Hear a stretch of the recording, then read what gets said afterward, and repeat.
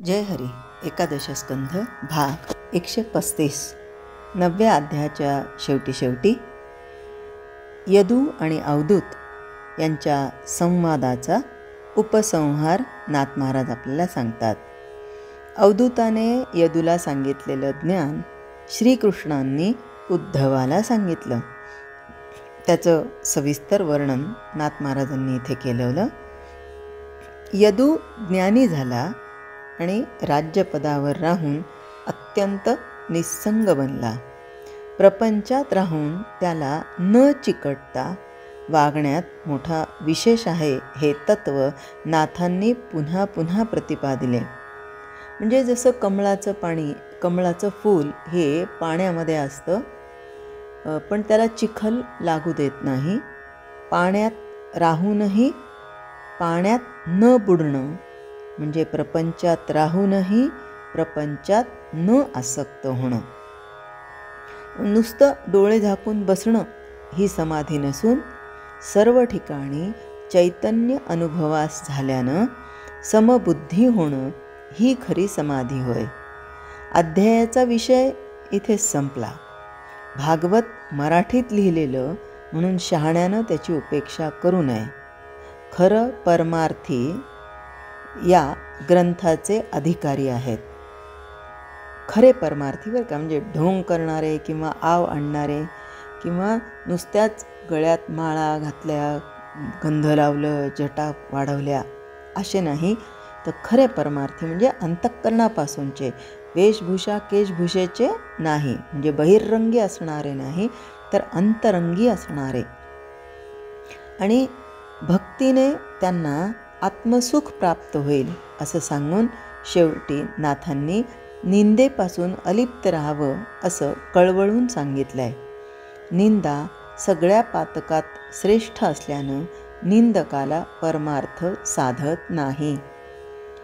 तुमच्यापैकी कोणाला आठवत असेल की आपण एका म्हातारीची गोष्ट पाहिली होती, दृष्टांत पाहिला होता की तिने एका संन्याशाला घरामध्ये जेवायला बोलवलं, शेजारच्या घरून ताक आणलं आणि त्या ताकामध्ये वरती गरुडाने सापाला पकडलेलं, त्या सापाने गरळ ओकली आणि तो साधू मेल्या गेला. पण पलीकडच्या गल्लीतली म्हातारी येऊन विनाकारणीची निंदा करायला लागली, तेव्हा ते पाप त्या दुसऱ्या निंदा करणाऱ्या म्हातारीला तिच्या माथी मारल्या गेलं. म्हणून निंदा सगळ्या पातकात श्रेष्ठ असल्यानं निंदकाला परमार्थ साधत नाही. श्रीकृष्ण म्हणाले, यदूचं समाधान झालेलं पाहून अवधूत जायला निघाला. पण राजानं मोठ्या प्रेमानं त्याची पूजा केली आणि प्रदक्षिणा घालून त्याच्या पायांवर मस्तक ठेवलं. जा म्हणावं तर ते म्हणवेना, राहा म्हणावं तर आज्ञा केल्यासारखं होतं आणि वियोग तर दुस्सह वाटू लागला. त्यामुळं यदूचं बोलणं थांबलं. त्याची अवस्था पाहून श्रीदत्ताला करुणा उत्पन्न झाली. त्यानं यदूच्या मस्तकावर हात ठेवला आणि म्हणाला, आजपासून तुझा माझा कधीच वियोग होणार नाही. असं म्हणून जितक्या आनंदानं तो आला होता तितक्याच आनंदानं निघून गेला. यदू हा यादवांचा पूर्वज. तो सर्व संग परित्याग करून प्रेमानं समाधान पावला. प्रपंच सोडून जातो, तो फक्त संगत्याग करतो, पण प्रपंचात राहून निरासक्त राहतो, तो संगमुक्त असतो.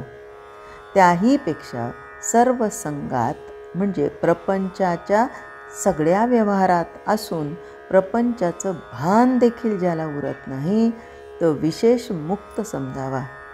यदूला ही अवस्था प्राप्त झाली. दोरीवर साप कधी नसतोच, पाहणाऱ्याच्या मनात तो असतो. भ्रम नाहीसा झाला की दोरी मूळ स्वरूपानं दिसते. त्याचप्रमाणे प्रपंच खरा वाटत होता, आता तो तसा वाटत नाही. या दोन्ही गोष्टी खोट्याच आहेत. द्वैताचं वेड सुटलं की भगवंताशी ऐक्य होतं. ऐक्य भावानं समबुद्धी होते, तिलाच निज समाधी असं म्हणतात. आणि यदूला ती आता प्राप्त झाली. अशा रीतीनं श्रीकृष्णांनी उद्धवाला यदूची कथा सांगितली. ती सांगून झाल्यावर त्याला श्रीकृष्ण म्हणाले की आपण यदूच्या कुलात जन्मलो म्हणून आपल्याला यादव म्हणतात. तू निजसमाधी साधली नाहीस तर आपल्या पूर्वजांना कमीपणा येईल. नाथ महाराज सांगतात की गुरुलक्षणांचा अध्याय इथे संपला. श्रीकृष्णाचं भाषण फार खोल असतं. ते मला नीट सांगता येत नाही असं कोण म्हणतं आहे? नाथ महाराज म्हणतात. पण त्याच्या स्वाभाविक गोडीनं अंतःकरणाची तृप्ती होते. भागवत मराठीमध्ये मी सांगतो म्हणून त्याचा अभेर करू नये. साखरेचा बोळ केला तरी त्यात कडूपणा येत नाही. सोन्याचा गोटा केला तरी तो काही दगड होत नाही. तसंच माझ्या मराठी भागवतात स्वानंदच पूर्ण भरलेला आहे. त्यात आत्मज्ञान काठोकाठ भरून वाहत आहे. जो खरा श्रीमंत आणि पक्का रत्नपारखी असतो तो धुळीत पडलेला हिरा देखील उचलतो.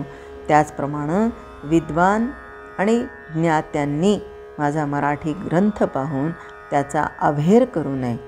त्याची नीट परीक्षा करून आत्मज्ञान मिळवण्याचा प्रयत्न करावा. क्षुद्रदृष्टीनंच पाहायला लागलं तर व्यासांच्या ग्रंथात देखील दोष दिसतात. मग ही तर काय मराठी कविता. ज्यांना आत्मसुखाची आवड आहे ते माझ्या ग्रंथात खोडी काढत बसणार नाहीत. जे खरे परमार्थी आहेत तेच माझ्या ग्रंथाचे अधिकारी आहेत. त्यांना आत्मसुख खात्रीनं प्राप्त होईल. आणि हे आत्मसुख प्राप्त करून देणारा कोण आहे? हा देहच आहे ना. मग काही जण म्हणतील की मग देह देह म्हणताय तर मग देह खूप चांगला आहे का? मग या देहाचं नेमकं करायचं कसं? इथे नाथ महाराज आपल्याला सांगतात, देहा ऐसे वोखटे पृथ्वी माझी नाही कोठे, देहा ऐसे गोमटे पाहतान भेटे त्रिलोकी. बघा दोन्ही गोष्टी ॲट अ टाईम सांगितल्या नाथ महाराजांनी की देहा ऐसे वोखटे म्हणजे वाईट आणि देहा ऐसे गोमटे म्हणजे देहासारखं चांगलं काही नाही. पण इथे सांगतात काय? देहा ऐसे वोखटे पृथ्वी माझी नाही कोठे. या पृथ्वीवर सगळीकडे जर बघितलं तर देहा इतकं घाण किंवा देहा इतकं वाईट दुसरं काहीच नाही. आणि लगेच म्हणतात देहा ऐसे गोमटे पाहता न भेटे त्रिलोकी. त्रैलोक्यामध्ये देहासारखं चांगलं काही भेटणार नाही. तर आता चांगलं कोणत्या अर्थाने आणि वाईट कोणत्या अर्थाने? मग एखाद्याला प्रश्न पडला, मग आता चांगलं आहे म्हणून मग भोगायचं का?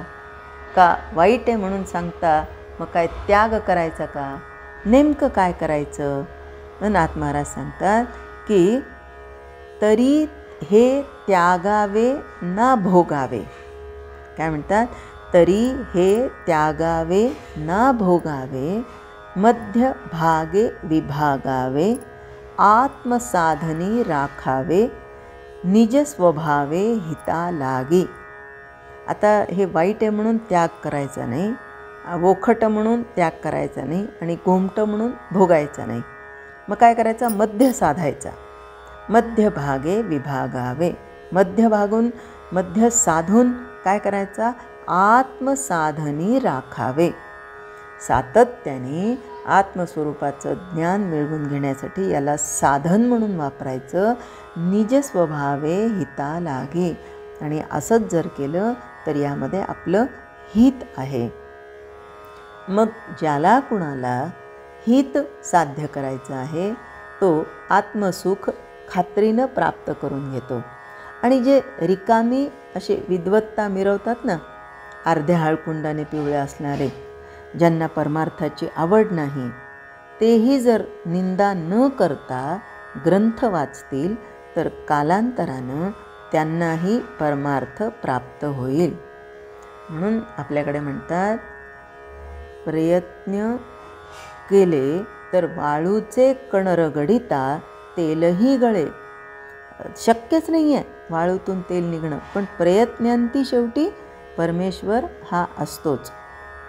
आणि म्हणून काय करायचं तर मनाने परमार्थ करायचा.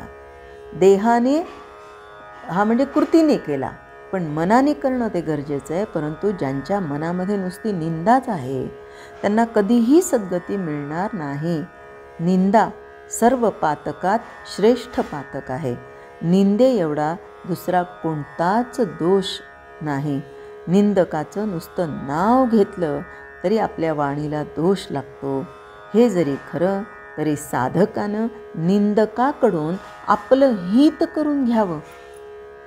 आता तुम्हाला वाटेल असं कसं निंदकाकडून कसं हित होतं, तर निंदक स्वतःचं नुकसान करून घेतो पण दुसऱ्याचे दोष धुवून काढतो.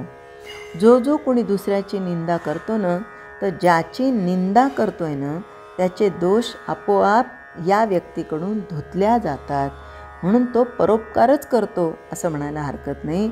आता यानंतर आपल्याला जर आपल्या व्यवहारामध्ये दैनंदिनामध्ये कधी कोणाबद्दलचा वाईट विचार आला तर तो आपण दुसऱ्यांसमोर व्यक्त करायचा नाही.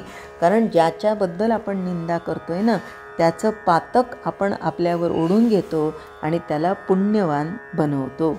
हे सांगण्याचं तात्पर्य इतकंच की आपण गुण दोष हे दोन्ही सोडून श्रीकृष्णांनी सांगितलेलं अत्यंत सुरस ज्ञान लक्षपूर्वक ऐकावं.